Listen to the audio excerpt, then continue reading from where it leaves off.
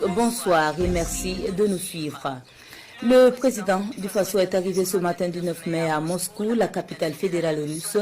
Il est invité à prendre part à la commémoration du 80e anniversaire de la victoire du peuple soviétique sur le nazisme pendant la Seconde Guerre mondiale.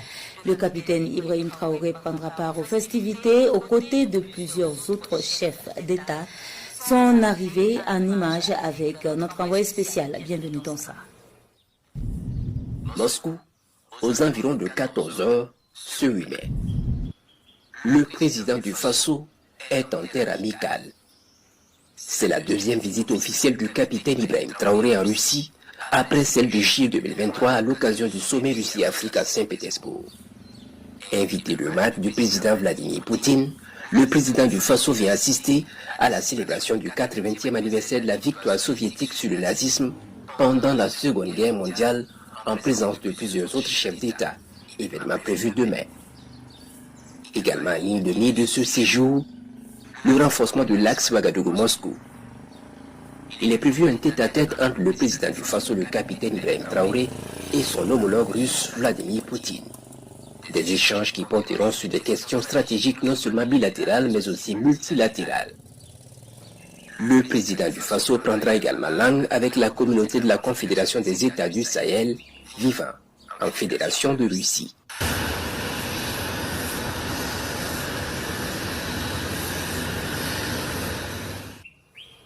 Et sitôt arrivé, le séjour du chef de l'État a été marqué par un tête-à-tête avec son homologue du Venezuela. Des questions de coopération bilatérale, mais aussi de politique internationale ont marqué les échanges. Le compte rendu, toujours avec notre envoyé spécial. Bienvenue dans ça. Sitôt installé, pas de répit. Le carnet d'audience du président du Faso s'ouvre à Moscou dès son arrivée de l'aéroport. C'est un entretien à la demande du président de la République bolivarienne du Venezuela, Nicolás Maduro, enthousiaste de rencontrer le capitaine Ibrahim Traoré. Au cœur des échanges, la coopération entre le Burkina Faso et le Venezuela, mais pas que. Les deux chefs d'État discutent sur des sujets de portée internationale.